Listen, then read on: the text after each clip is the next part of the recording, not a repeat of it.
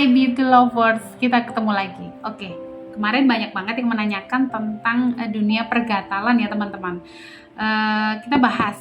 Dia menanyakan, dok, kenapa sih perbedaan gatal? Jadi apa sih perbedaan gatal yang satu dengan gatal yang lain? Kenapa terapinya berbeda-beda? Bukannya gatal sama. Oke, kita bahas masalah perkuatelan ya. Perkuatelan. Gatal itu adalah sensasi tidak nyaman di kulit sehingga kita ada dorongan rasa ingin menggaruk. Itu namanya gatal. Beda dengan guateli. Pernah dengar ya kata-kata guateli ya? Itu beda ya. Oke. Yang tahu nanti artinya di komen di bawah ya. Kita bahas masalah pergatalan tadi. Gatal itu sesuai dengan penyebabnya dulu apa? Bisa karena jamur, bisa karena bakteri atau virus, bisa karena insect bite, bisa karena parasit, juga bisa karena dermatitis. Ya, jadi biasanya dermatitis ini karena alergi, karena kontak, itu bisa ya. Kita bahas masalah kalau jamur, pastinya cukup kalau jamur itu ada tanda-tandanya tersendiri ya. Nah, nanti saya jelaskan di sini. Oke, itu cukup menggunakan anti jamur. Terus yang kedua ada karena bakteri atau virus. Biasanya karena dia gatel, awalnya karena ada infeksi ya, infeksi virus seperti varicella. Orang bilang itu cacar air, rubella itu kan ada gangguan kulit juga ya.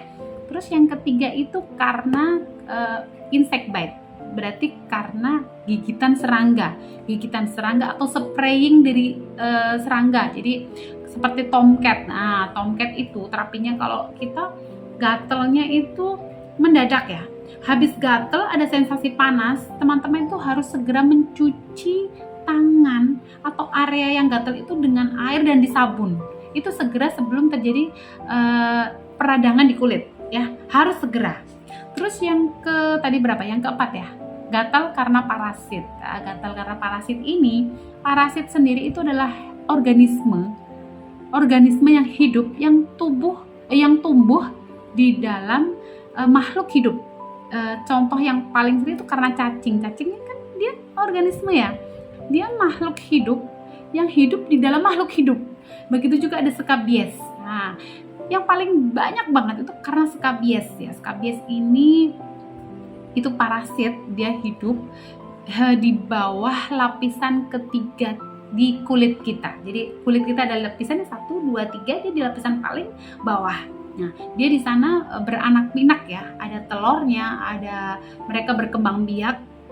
Di situ ada mungkin ada mertua, ada menantu, ada cucu, ya ada ipar, semua itu bareng-bareng di situ. Dan dia tuh kecerdasannya rata-rata, kecerdasannya di atas rata-rata dengan kita. Makanya terapi skabies itu kadang udah dikasih obat apa aja kok nggak sembuh-sembuh. Nah, nanti ada triknya ya. Yang terakhir itu adalah gatal karena dermatitis. Dermatitis itu apa sih dokter? Dermatitis itu adalah infeksi peradangan kulit. Jadi ya, peradangan kulit ini awalnya kan cuma radang aja.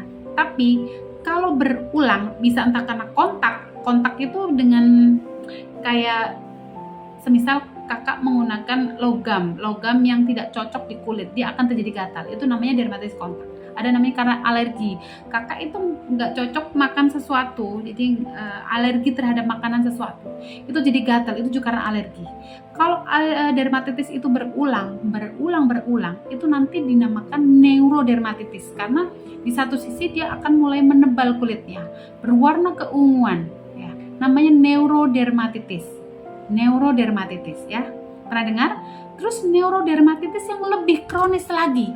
Jadi karena sudah garukan berulang di satu tempat, menjadi tebal dan bertahun-tahun, menjadi menghitam bersisik, tebalnya minta ampun ya. Itu nanti dinamakan itu lisen simplex chronis ya. Oke. Saya menemui banyak banget pasien yang satu area gatal itu ditemui 3-4 diagnosa. 3-4 diagnosa. Pertama itu dia ada jamurnya, ada dermatitis, ada eksimnya ya.